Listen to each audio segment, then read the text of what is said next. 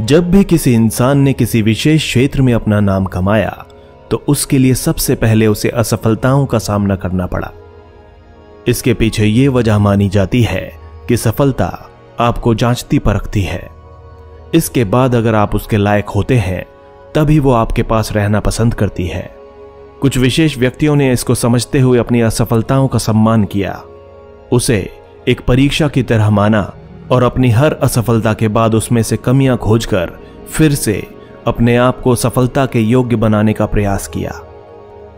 यह प्रक्रिया लगातार दोहराई गई और अंत में उन चंद लोगों ने अपने अपने क्षेत्र में वो कर दिखाया जिसकी उनसे पहले किसी ने कल्पना भी नहीं की थी।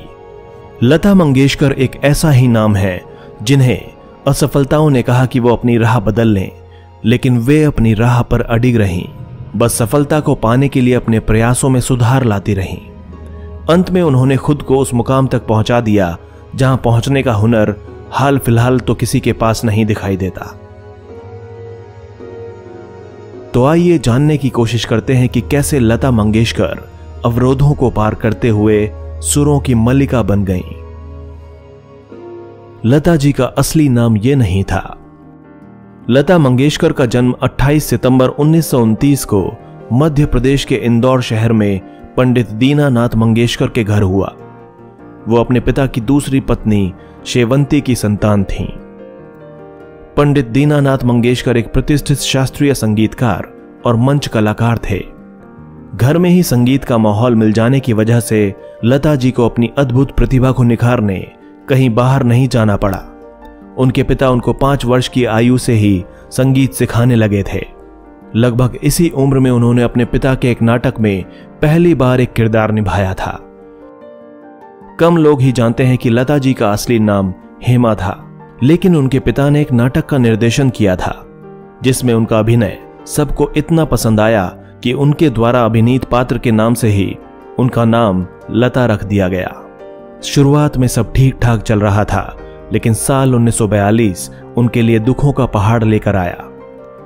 हार्ट अटैक के कारण उनके पिता दीनानाथ मंगेशकर अचानक चल बसे। उस समय लता मंगेशकर की उम्र मात्र 13 वर्ष थी। वे खुद तो इस संसार से चले गए, लेकिन अपने पीछे पूरा परिवार छोड़ गए। चूंकि लता अपने परिवार में सबसे बड़ी थी, इसलिए पिता के बाद घर की जिम्मेदारी छोटी सी लता के कंधों पर आ गई। कई बार रिजेक्ट की गई आवाज।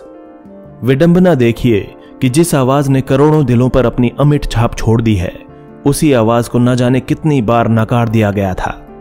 इसका एक बड़ा कारण यह भी था कि लता जी ने 1940 में जब हिंदी सिनेमा में कदम रखा, तब सिनेमा पर नूर जहां और शमशाद बेगम जैसी भारी आवाज वाली गायिकाओं का दबदबा बना हुआ था।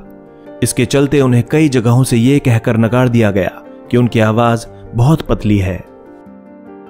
1942 में पिता के देहांत के बाद फिल्म जगत में काम करना लता जी का शौक नहीं बल्कि मजबूरी बन गई थी।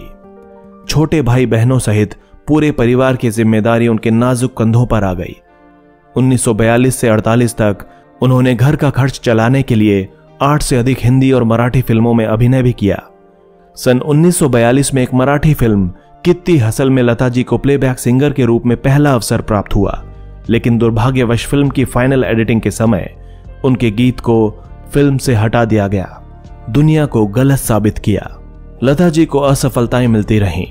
जीवन में संघर्ष जारी रहा। आगे बढ़ने की राह और अधिक कठिन होने लगी, लेकिन लता जी का जन्म तो मानो इतिहास बदलने के लिए ही हुआ था। उन्हें भला कामयाब होने से कौन रोक सकता था। आखिरकार 1948 में उन्हें फिल्म मजबूर में गाने का मौका मिला। यह उनकी कामयाबी की पहली शुरुआत थी। इसके साथ ही 1949 में उन्हें क्रमशः 4 फिल्मों में महल, दुलारी, बरसात और अंदाज में अपनी प्रतिभा दिखाने का मौका मिला। इन फिल्मों में लता जी द्वारा गाए गए सभी गाने इतने पसंद किए गए कि उनकी अब तक छुपी हुई प्रतिभा अब खुलकर सबके सामने आ गई थी और वे लोकप्रिय हो गईं। शुरुआत में उन्हें जिस ऊंचे स्वर और पतली आवाज की कमी के कारण दरकिनार कर दिया गया था, उसी आवाज को बाद में लोगों ने खुले दिल से स्वीकार किया। देखते ही देखते मात्र 1 वर्ष के भीतर ही लता जी ने प्लेबैक सिंगिंग का चेहरा बदल कर रख दिया। वैसे तो गायन के क्षेत्र में एक से बढ़कर एक नाम आते हैं, लेकिन जब बात पुराने गानों की हो तो आंख बंद करते ही दिमाग में दो आवाजें गूंजती हैं, एक लता जी और दूसरी रफी साहब की। जब जब लता जी और रफी साहब ने एक साथ गाना गाया तब तब श्रोता उनकी आवाज पर दिल हार गए। लेकिन शायद यह बात बहुत कम लोगों को मालूम होगी कि रफी साहब और लता जी के बीच 3.5 साल तक बोलचाल बंद रही थी। एक इंटरव्यू में लता जी ने इसका खुलासा खुद किया था। उन्होंने कहा था कि 60 के दशक में उन्होंने अपने गानों की रॉयल्टी लेनी शुरू कर दी थी, लेकिन उनका मन था कि सभी गायकों को उनका यह हक मिले। बस फिर क्या था, लता मंगेशकर, मुकेश और तलत महमूद ने मिलकर एक एसोसिएशन बनाई तथा रिकॉर्डिंग कंपनी HMV और प्रोड्यूसरों के समक्ष गायकों को गाने के बदले रॉयल्टी देने की मांग रखी। पर अफसोस, उनकी मांगों पर किसी भी तरह की कोई सुनवाई नहीं हुई। परिणाम स्वरूप लता जी सहित बाकी गायकों ने भी रिकॉर्डिंग करने से मना कर दिया। मगर रफी साहब सीधे इंसान थे। निर्माताओं और रिकॉर्डिंग कंपनी के मनाने पर बिना रॉयल्टी गाना गाने के लिए मान गए। उनके इस कदम से लता जी और बाकी गायकों की मुहिम को धक्का लगा। मुकेश जी के कहने पर लता जी ने आखिरी बार रफी साहब को समझाने के लिए उन्हें बुलाया, मगर रफी साहब मानने वाले नहीं थे। इस विवाद के चलते लता जी और रफी साहब के बीच तकरीबन 3.5 साल तक बोलचाल बंद रही। बहन के साथ रही अनबन। घर की परिस्थितियों को संभालते संभालते लता जी की आधी जिंदगी कैसे बीत गई पता ही नहीं चला। इस सफर में उनके जीवन में कई ऐसे मोड़ आए जब उनके अपनों से ही उनकी अनबन हो गई। जिस तरह से उन्होंने अनेक संघर्षों से होते हुए सूझबूझ के साथ अपने बिखरते हुए घर को संभाला था, वो वैसी ही अपेक्षा अपनी छोटी बहन आशा जी से भी करती थीं। लेकिन छोटी बहन उनके स्वभाव के विपरीत थीं। उनके जीने का तरीका लता जी से बिल्कुल अलग था। यही कारण था कि मात्र 16 वर्ष की आयु में अपने से दुगुने उम्र के गणपत राय के साथ आशा जी प्यार में पड़ गईं। आशा जी ने गणपत राव के साथ शादी करने तक का मन बना लिया, लेकिन लता जी को यह मंजूर नहीं था। परिणाम स्वरूप आशा जी ने घर छोड़ दिया और लता जी की मर्जी के विरुद्ध जाकर शादी कर ली। हालांकि गणपत राव के साथ उनकी शादी अधिक समय तक नहीं निभ पाई और दोनों अलग अलग हो गए। इसी क्रम में आशा जी अब तक 3 बच्चों की मां बन चुकी थीं। उन्हें अपने बच्चों के साथ वापस लता जी के पास आना पड़ा। दोनों बहनों के कार्य क्षेत्र एक होने की वजह से भी दोनों में मतभेद रहे। लता जी उन दिनों कामयाबी की बुलंदियों पर थीं। ऐसे में आशा जी का आगे बढ़ना बेहद कठिन हो गया था। उन्हें उसके लिए बहुत संघर्ष करना पड़ा और जब आशा जी ने इस क्षेत्र में अपनी पहचान बना ली तब दोनों बहनों में बेहतर कौन है, इस बात पर बहस होने लगी।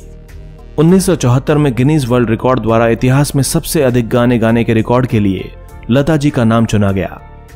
उन्होंने 1948 से 1974 के बीच 20 भाषाओं में 25,000 गाने रिकॉर्ड किए थे, लेकिन यह कीर्तिमान उनके नाम दर्ज हो पाता इससे पहले ही रफी साहब ने यह दावा कर दिया कि उनके द्वारा गाए गए गानों की संख्या लता जी से अधिक है।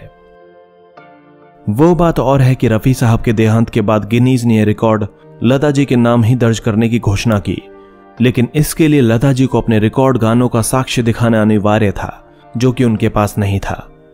परिणाम स्वरूप 1991 में गिनीज ने लता जी और रफी साहब दोनों का नाम इस सूची से हटा दिया।